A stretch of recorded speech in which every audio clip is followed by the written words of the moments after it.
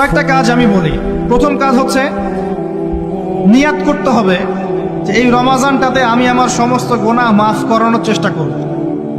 কারণ নবী সাল্লাল্লাহু আলাইহি ওয়াসাল্লাম বলেছেন, সেই ব্যক্তির জন্য ধ্বংস যে ব্যক্তি রমজান মাসকে পেয়েছে কিন্তু তার গুনাহ মাফ করাতে পারেনি। কে জানে এটা আমাদের শেষ রমাদান হতে পারে। আল্লাহ না করুক। আমরা দোয়া করি আল্লাহ পাক আমাদেরকে বেশি বেশি রমাদান দান করুক, বেশি বেশি লাইলাতুল কদর দান করুক। প্রথম শুরু হচ্ছে আপনি মাসের বাজার আগে করে ফেলবেন। আমি একটু প্র্যাকটিক্যাল কথা বলবো আর কি। আপনি রমাদান মাসের বাজার এই শাবান মাসে করে ফেলার চেষ্টা করেন। পারলে ঈদের শপিংটাও করে ফেলার চেষ্টা করেন। রমজান মাসে বেশি বাইরে যাবেন এবং টাকা পয়সা নিয়ে গিয়ে যে স্ত্রী সন্তানের হাতে দিয়ে দিবেন না, যাও বাইরে গিয়ে মার্কেটিং করে আসো, এই ভুলটা করতে যান। নিজে পরিবেশ নষ্ট করবে, রোজার যে আধ্যাত্মিকত্ব নষ্ট হবে, আরো হাজারটা যুবকের চোখের জানা করা প্রয়োজন নাই। আপনি পরিবারের কর্তা, লিস্ট করে ফেলেন। আপনাকে আল্লাহ পাক যতটুকু সামর্থ্য দিয়েছেন মূল জিনিসগুলো কিনে রেখে দেন, আর বাকি টুকটাক বাজার আপনি করবেন। আর যখন বাজারে যাবেন একটা দোয়া পড়বেন, আপনি 10 লক্ষ নেকি পাবেন ইনশাআল্লাহ। কত লক্ষ? 10 লক্ষ। দোয়াটা শিখাচ্ছি। দোয়াটা হচ্ছে লা ইলাহা ইল্লাল্লাহ ওয়াহদাহু লা শারীকা লাহু লাহুল মুলক ওয়া লাহুল হামদ ইউহয়ী ওয়া ইউমীত ওয়া হুয়া হাইয়ুন লা ইয়ামুত বিয়াদিহিল খায়রু কুল্লুহু ওয়া হুয়া আলা কুল্লি শাইইন কাদির। একবার পড়লে 10 লক্ষ নেকি পাবেন বাজারে গিয়ে। কেন পাবেন? কারণ বাজার সবচেয়ে নিকৃষ্ট জায়গা, যেখানে গেলে মানুষ আল্লাহকে স্মরণ করে না। সেখানে গিয়ে আপনি আল্লাহকে স্মরণ করেছেন, এই জন্য আল্লাহ পাক ডেকে দিবেন ইনশাআল্লাহ। আসেন, এটা করার পর ঈদের যে শপিংটার কথা বলছি, এটা এই কারণে বলছি, লাস্টের দশকে আমরা ঈদের শপিংয়ে বেশি ব্যস্ত থাকি। এতে করে লাইলাতুল কদরটা আমরা হারিয়ে ফেলি। লাস্টের দশক আমরা হয় ইতিকাফ করব, না হলে বাসায় নামাজ পড়বো, পরিবার বর্গকে নিয়ে রাত জাগবো। পারা যাবে ইনশাআল্লাহ? তারাবির নামাজ তো পড়বোই ইনশাআল্লাহ জামাতে। এবং আপনি 20 পড়েন আর 8 পড়েন, আপনি নামাজের কোয়ালিটিটাকে ভালো করার চেষ্টা করেন, নামাজের কোয়ালিটিটাকে বেস্ট করেন। ধীরে ধীরে তেলাওয়াত করেন, ধীরে ধীরে রুকু সেজদা করেন, নামাজটাকে এনজয় করেন। সময় নিয়ে, টাইম নিয়ে, 2 ঘন্টা সময় লাগুক, 3 ঘন্টা সময় লাগুক, এনজয় করে নামাজ পড়েন। আল্লাহ পাক তৌফিক দান করেন। এরপর শেষ রাতে আবার ওঠেন, পরিবারবর্গকে নিয়ে নামাজে দাঁড়ান, একসাথে জামাত করে নামাজ পড়েন, পরিবারে নফল নামাজ পড়েন, বাসায় বরকত হবে ইনশাআল্লাহ। রাত জাগেন, বেশি বেশি দোয়া করেন, একটু তেলাওয়াত করেন, একটু জিকির করেন, তাসবিহ তাহলিল করেন, রাতটা কাটিয়ে দেন। শেষের দশকে মার্কেটে ঈদের শপিং করতে যায় না। ঈদের খুশি আছে, ঈদের আনন্দ আছে, ঈদে ভালো পোশাক পরবো, সব ঠিক আছে। এই খুশি কাদের জন্য? قد أفلح من تزكى وذكر اسم ربه فصلى। কার জন্য ঈদের খুশি? যে ব্যক্তি রমজান মাসে আত্মশুদ্ধি অর্জন করতে পেরেছে, রোজা রেখেছে, যাকাত দিয়েছে, নামাজ পড়েছে, লাইলাতুল কদরের রাত জেগেছে, তারাবি পড়েছে, ইত্যাদি ইত্যাদি। এই ব্যক্তি আত্মশুদ্ধি অর্জন করেছে, এই ব্যক্তির জন্য ঈদের খুশি। যে রমজান মাসে সিনেমা দেখেছে, সিনেমার শুটিং করেছে, পর্নোগ্রাফি দেখেছে, সুদ খেয়েছে, শিরিক করেছে, বেদাত করেছে, হারাম খেয়েছে, এর জন্য ঈদের খুশি। মানুষকে ঠকিয়েছে, ব্যবসায় মাল কম দিয়েছে, পণ্য মজুত করেছে, ইচ্ছা করে দ্রব্যের দাম বাড়িয়েছে, সরকারকে বিব্রত করেছে, জনগণকে দুর্ভিক্ষের দিকে ঠেলে দিয়েছে, এদের জন্য ঈদের খুশি? কখনো না। ঈদের খুশি তাদের জন্য যারা আত্মশুদ্ধি অর্জন করতে পেরেছে। আল্লাহ পাক বোঝার তৌফিক দান করুন, আমিন। এটা প্রথম টিপস দিলাম আপনাকে। এবার আসেন, আপনি রমাদানে প্ল্যান করবেন যে আপনার জীবনে বড় বড় পাপগুলো কি কি হয়েছে। এই পাপগুলো যদি মানুষের সাথে জড়িত হয়ে থাকে, আপনি মানুষের সাথে গিয়ে গিয়ে ক্ষমা নিয়ে নেবেন। কারো টাকা নিয়েছেন, দেন নাই, দিয়ে দিবেন। কারো সম্পত্তি পায়, দেন নাই, দিয়ে দিবেন। কারো হকটা নষ্ট করেছেন, গালি দিয়েছেন, গীবত করেছেন বা তহমত দিয়েছেন, অপমান করে ইত্যাদি, ক্ষমা চেয়ে নেবেন। রমাদান মাসে মানুষের হকটা দিয়ে দেন। আল্লাহর কাছে জড়িত যে পাপগুলো আছে, এটার জন্য ইস্তেগফার যথেষ্ট।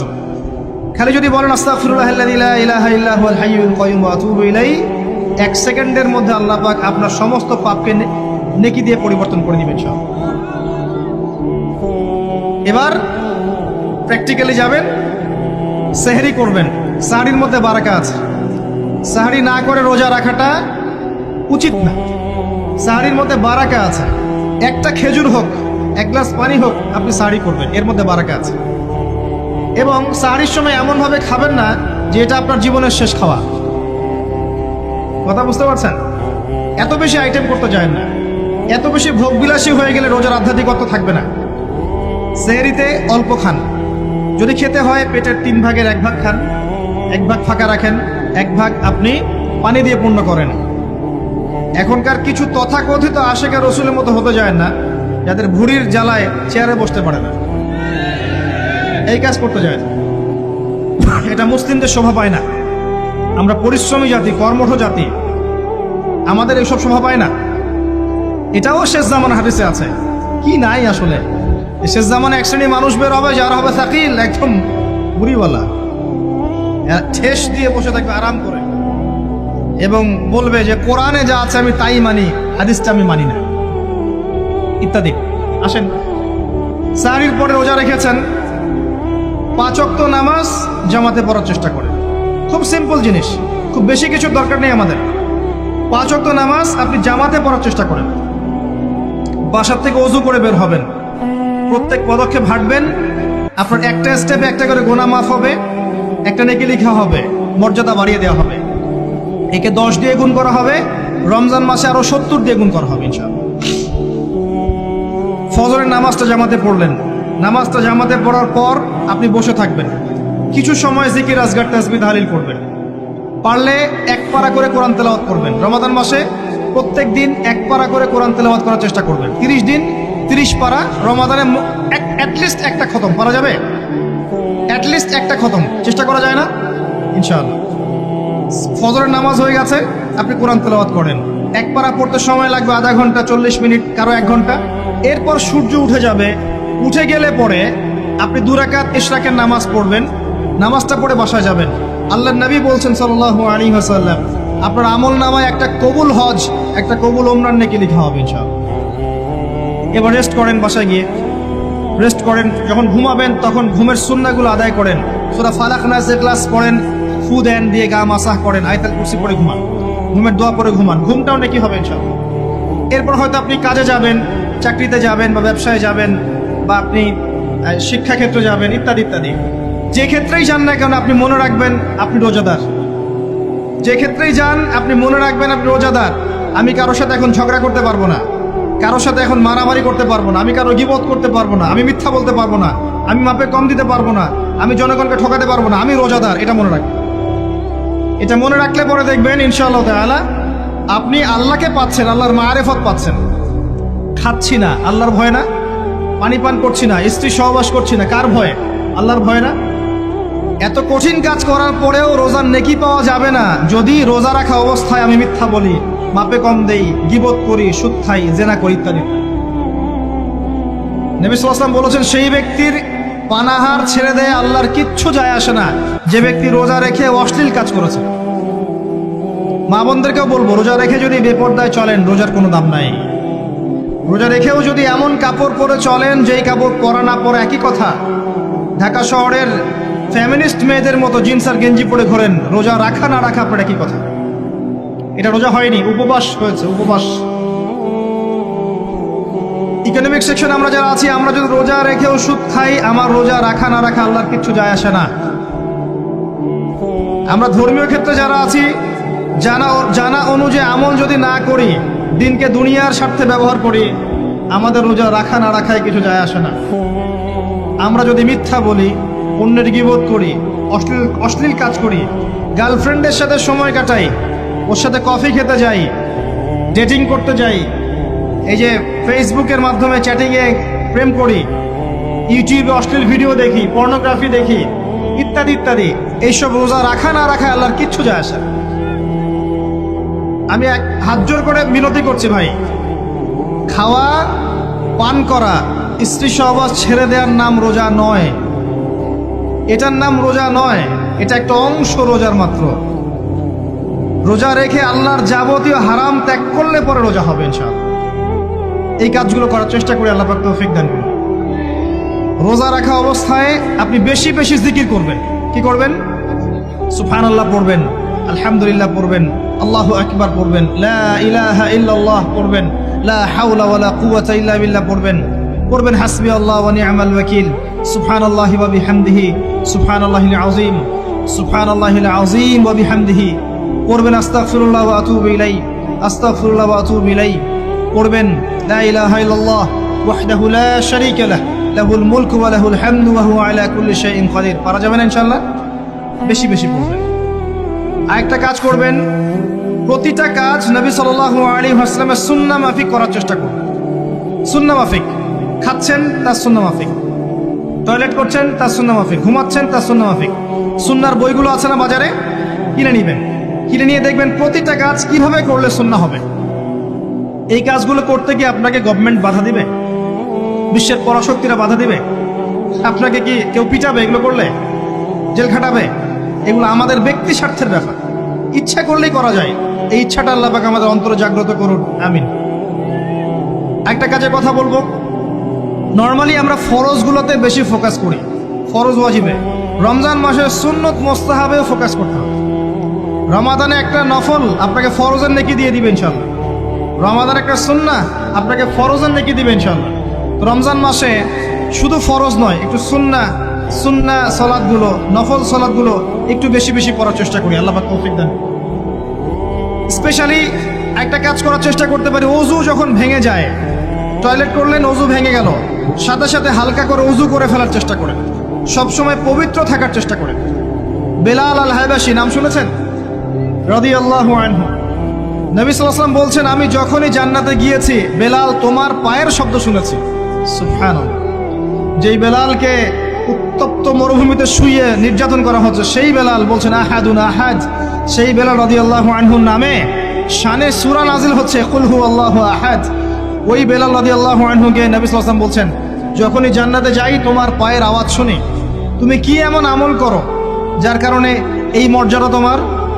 বেলাল রাদিয়াল্লাহু আনহু বলছেন, আমি তো স্পেশাল তেমন কোনো আমল করি না, আপনারা যা করেন আমিও তাই করি, তবে আমার যখনই ওযু ভেঙে যায় আমি ওযু করি, আর আমি ওই ওযু দিয়ে 2 রাকাত নামাজ পড়ি। এটাকে তাহিয়াতুল ওযুর নামাজ বলে। রমজান মাসে করার চেষ্টা করি, আল্লাহ পাক তৌফিক দান করুন। আমরা অনেকে মসজিদে যাই, ধাপ করে বসে পড়ি, করি না এই কাজটা? মসজিদে গিয়েছি, ধাপ করে আগে বসে পড়ি। মসজিদে গিয়ে 2 রাকাত নামাজ পড়ে বসা সুন্নত। মিনিমাম 2 রাকাত নামাজ পড়ে বসলে আপনি তাহিয়াতুল মসজিদের নেকি অর্জন করলেন, মসজিদের হকটা আদায় করলেন। ওই জায়গা আপনার জন্য সেজদার সাক্ষী থাকলো, কিয়ামতের মাঠে আপনার পক্ষে সাক্ষী দিবেন ইনশাআল্লাহ। এই সুন্নাহগুলো আমরা চর্চা করার চেষ্টা করি রমজান মাসে। রমজান মাসে দাড়িটা ছেড়ে দেন, দাড়িটা ছেড়ে দেন। এটা একমাত্র ভিজিবল সুন্নাত, দৃশ্যমান সুন্নাত, যেটা আপনার সাথে কবরে যাবে। যখন কাফন দেয়া হবে তখন দেখা যাবে না আমার সাথে আর কোন কোন সুন্নাহ আছে, এই একটা সুন্নতই দেখা যাবে আমার সাথে কবরে যাচ্ছে। কথা কি বুঝতে পারছেন? আর এটাকে আমরা এখন যত পারি মেয়ে হওয়ার চেষ্টা করছি। নবীজি বলেছিলেন শেষ জামানায় ছেলেরা মেয়েদের পোশাক পরবে আর মেয়েরা ছেলেদের পোশাক পরবে। দেখবেন মেয়েরা এখন ফর্মাল পোশাক পরছে, জিন্সের গেঞ্জি পরে ঘুরছে, আর ছেলেরা ক্লিন শেভড। ছেলেরা মেয়েদের মতো গাল বানাচ্ছে। আর কোন সাইনের জন্য অপেক্ষা করছেন? নবীজি বলেছিলেন উঁচু উঁচু বিল্ডিং নির্মাণের প্রতিযোগিতা করা হবে। একবার এয়ারে ঢাকার কাছাকাছি আসবেন, এয়ারে তো সফর করেছেন আপনারা অনেকেই, যখন এয়ার ফ্লাই করে, টেক অফ করে বা ল্যান্ড করে, তখন ঢাকার কাছাকাছি, তখন উপর থেকে আপনি ঢাকাকে দেখবেন। কেন বলেছি this is the city of Akhiruzzaman? কেন বলেছি? নবীজি বলেছেন কিয়ামতের 2টা মেজর সাইন, 2টার মধ্যে একটা হচ্ছে আনতারাল হুফাতাল উরাতাল আলাতা রিয়াশা ইয়াতাতাওয়ালুনা ফিল বুনিয়ান। যখন সমাজের দরিদ্র শ্রেণীর মানুষেরা, যাদের পায়ে স্যান্ডেল ছিল না, গায়ে কাপড় ছিল না, এরা উঁচু উঁচু বিল্ডিং নির্মাণের প্রতিযোগিতা করতে থাকবে, ফান্তাজিরিস সাআহ, তখন কিয়ামতের অপেক্ষা করতে থাকবে। আজকে থেকে 100 বছর আগে ছিল এগুলা? 200 বছর আগে ছিল? সুবহানাল্লাহ। আর কোন সাইনের জন্য অপেক্ষা করছেন? তিনি বলেছেন শেষ জামানায় women will dressed but still they will be naked. মহিলারা কাপড় পরবে, তারপরেও তারা নগ্ন থাকবে। আপনি ঢাকার শপিং মলে যান, আপনি দেখেন। আর কোন সাইনের জন্য অপেক্ষা করছেন? শুধু ঢাকা কেন, গ্রামগঞ্জে ছড়িয়ে পড়েছে এগুলো, এখন গ্রামেও ছড়িয়ে পড়েছে। গ্রামে আরো বেশি দেখা গেছে মাশাআল্লাহ। গ্রামে গিয়ে আমরা হতভাগ, সুবহানাল্লাহ। গ্রামের মেয়েগুলা, গ্রামের মেয়ে ঢাকা শহরের মেয়েকে পার করে ফেলেছে। বাদ দেন, ওদিকে না যাই, ডিফারেন্ট টপিক। আমরা রমাদান মাসের সুন্নাহগুলো আমল করার চেষ্টা করি। তাহিয়াতুল মসজিদ আমল করার চেষ্টা করেন, তাহিয়াতুল ওযু আমল করার চেষ্টা করেন, বেশি বেশি জিকির করেন।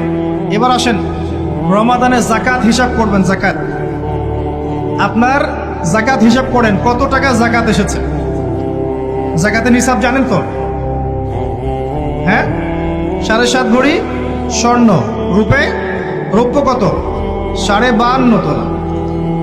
আপনার এই চাষাবাদের ওসর আসে, ব্যবসায়িক পণ্য থাকলে, সঞ্চিত সম্পদ থাকলে সবকিছু হিসাব করে মুফতি সাহেব আছেন, কওমি মাদ্রাসার আলেমদের কাছে যাবেন, জাকাতের ক্যালকুলেশন করে নেবেন যে আমার এত টাকা জাকাত এসেছে। এভাবে জাকাতটা রমজান মাসে দিয়ে দেওয়ার চেষ্টা করেন।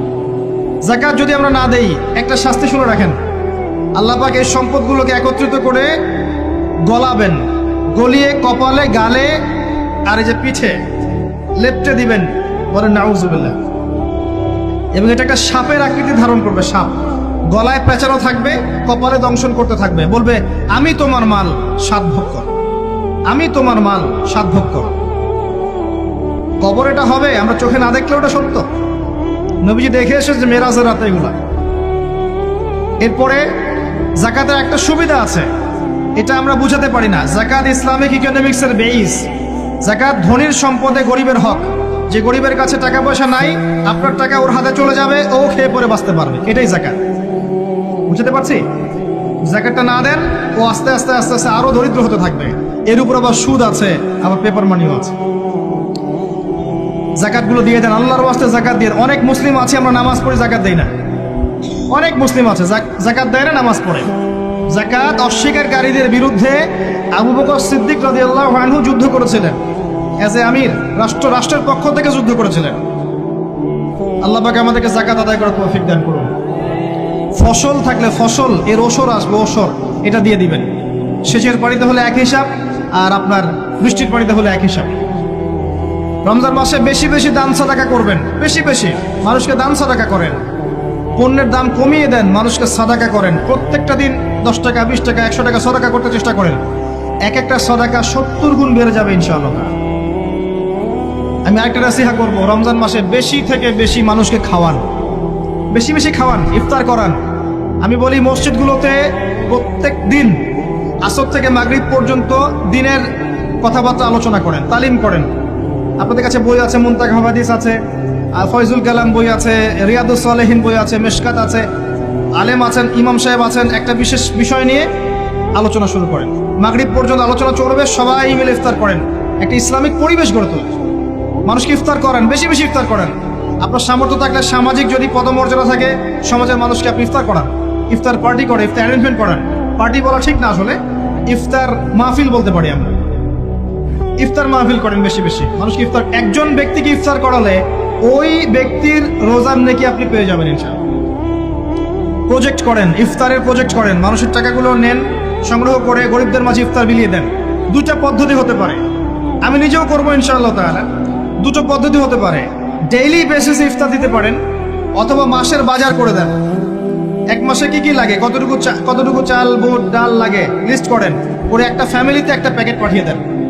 দেখবেন পুরো ফ্যামিলি ইনশাআল্লাহ তাআলা রমজান মাসটা খেয়ে পরে বাঁচতে পারবে। এগুলো আমরা না করলে কারা করবে? অমুসলিমরা করবে। অমুসলিমরা করে করেই তো সবাইকে খ্রিস্টান বানাচ্ছে। কোথায় আছেন আপনি? সমাজ সেবা করে করে তো মানুষের ঈমান আমল হরণ করে ফেলছে, আর আমরা সমাজ সেবা করতে চাচ্ছি না। জি, আমরা গরিব মানুষের পাশে দাঁড়াচ্ছি না, ওরা গিয়ে দাঁড়াচ্ছে। দেখবেন মানুষ বলছে হ্যাঁ এই ধর্মটা ভালোই, আমি খ্রিস্টান হয়ে যাই। কত মানুষ যে খ্রিস্টান হয়ে যাচ্ছে আপনি জানেন? পরে বুঝবেন, যখন আমরা এই যে হাত বাঁধা, পায়ে পা রফুলে ইত্যাদি নিয়ে মারামারি করছি, কে কোন মাযহাব, কে কোন তরিকা, কার কোন ত্রুটি আছে, এগুলো নিয়ে আমরা সোশ্যাল মিডিয়ায় ঘাটাঘাটি করছি। এই সময়গুলোর মধ্যে এগুলো অনেক এগিয়ে গেছে। এরা আরো এসব এই খোরমা জিলাপি নিয়ে মারামারি করতে থাক, দেখবেন আস্তে আস্তে আস্তে আস্তে কোন দিকে চলে যায় পরিস্থিতি। গলার মধ্যে দড়ি দিয়ে ফাঁস লাগানো হয়ে গেছে, খালি টানা বাকি আছে। আরে এখন ঝগড়া করে বেড়াচ্ছে কোন আলেমের কোন সমস্যা। লাহুম কুলুবুন লা ইয়াফকাহুনা বিহা, আল্লাহ পাক বলেছেন সূরা আরাফ 179-তে। রমজান মাসে বেশি বেশি ইফতার করান, বেশি বেশি দান সাদাকা করেন। আর একটা কাজ বলে আমি শেষ করছি, রমজান মাসে পরিবারকে সময় দেন।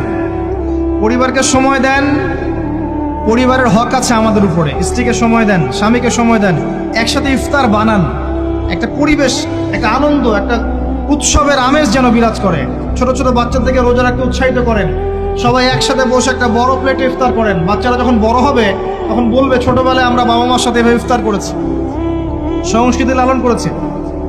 পারিবারিক হৃদ্যতা চলে আসেন, প্রতিবেশীকে ইফতার পাঠান, প্রতিবেশীকে ইফতার হাদিয়ে দেন, মসজিদে একসাথে ইফতার করেন।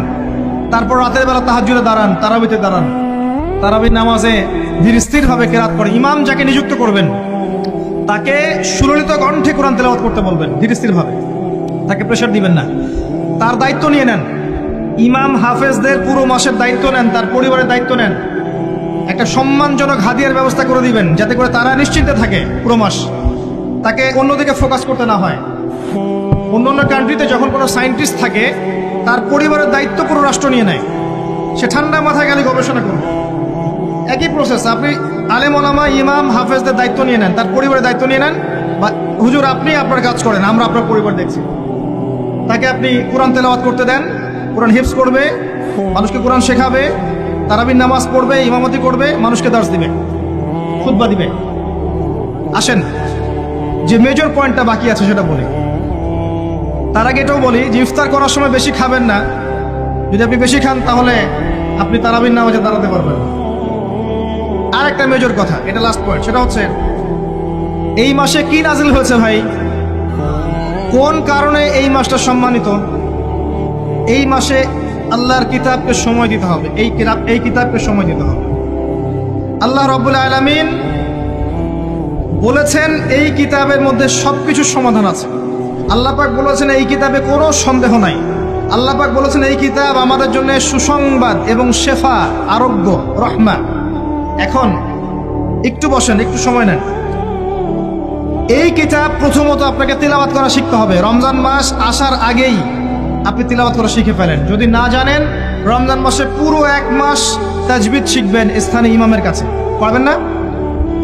1 মাসের মধ্যে কোরআন তেলাওয়াত শেখা সম্ভব, 1 মাসে শেখা সম্ভব। বলছিলাম রমাদান মাস এবং লাইলাতুল কদরকে সম্মানিত করা হয়েছে একটা কারণেই, কারণ এই মাসে এই রাতে আল কোরআন নাজিল করা হয়েছে, এটাই কারণ। কোরআন কখন নাজিল হলো? যখন সমাজে সুদ আছে, মদ আছে, জেনা আছে, ব্যভিচার আছে, শিরক আছে, এরকম সমাজে প্রথম কি নাজিল হলো? পড়ো। প্রথমে নাজিল হয়নি শিরক করো না, প্রথমে নাজিল হয়নি যে সুদ খেও না, প্রথম আয়াত এটা ছিল না জেনা করো না, প্রথম আয়াত এটাও ছিল না মূর্তি পূজা করো না। হ্যাঁ, প্রথম আয়াত কি? ইকরা, পড়ুন। আল্লাহ পাক বুঝাতে চাচ্ছেন সমাজের জাহিলিয়াতকে দূর করতে হলে লেখাপড়ার কোনো বিকল্প নাই, এবং সেই পড়াশোনাটা হতে হবে আল্লাহর ওহীর আলোকে। যে ওহীটা আল্লাহ পাক নাজিল করেছেন এর বেসিসে আপনাকে পড়াশোনা করতে হবে। এই জ্ঞানটা দিয়ে আপনি সমাজ সংস্কার করতে পারবেন ইনশাআল্লাহ তাআলা। এর সাথে উপকারী জ্ঞানগুলো কি নিব না? অবশ্যই নিব। ওহীর জ্ঞানের সাথে, কোরআন সুন্নাহর জ্ঞানের সাথে আমি ইতিহাসের জ্ঞান নিব, আমি পলিটিক্যাল সায়েন্সের জ্ঞান নিব, আমি দর্শনের জ্ঞান নিব, জিওপলিটিক্সের জ্ঞান নিব, প্রয়োজনে আমি সায়েন্সের জ্ঞান নিব, আমি কমার্সের জ্ঞান নিব, আর্টসের জ্ঞান নিব, মেডিকেল সায়েন্স পড়বো, ইঞ্জিনিয়ারিং পড়বো, সবই পড়বো। কিন্তু বেসিকটা কি হবে? কোরআন, সুন্নাহ, ইসলাম। এরপর আপনি ডাক্তার হন, ইঞ্জিনিয়ার হন, পলিটিশিয়ান হন, সামাজিক নেতা হন, প্রশাসনের ক্যাডার হন, আপনার জন্য মোবারকবাদ। আপনি যেখানেই যাবেন সেখানেই বরকত ছড়াবেন ইনশাআল্লাহ। যে পলিটিশিয়ানের ভিতরে তাকওয়া আছে তার দ্বারা দুর্নীতি সম্ভব না। যে প্রশাসনের কর্মকর্তার ভিতরে তাকওয়া আছে সে ঘুষ নিতে পারবে না, দুর্নীতি করতে পারবে না। যে আলেমের ভিতরে তাকওয়া আছে সে দিনকে দুনিয়ার বিনিময়ে বিক্রি করবে না। যে ডক্টরের ভিতরে তাকওয়া আছে সে ডাক্তার হবে, কসাই হবে না। যে ইঞ্জিনিয়ারের ভিতরে তাকওয়া আছে সে দেখবেন সত্যিকারের প্রকৌশলী হবে, সে কিন্তু চোর হবে না। ভিতরটা চেঞ্জ করতে হবে, ভিতরটা, এর নাম তাকওয়া। ভিতরটা চেঞ্জ করবে একটা জিনিস, আল্লাহর ওহী, কোরআন এবং সুন্নাহ, ইসলাম। এটা আপনার ভিতরকে পরিবর্তন করবে।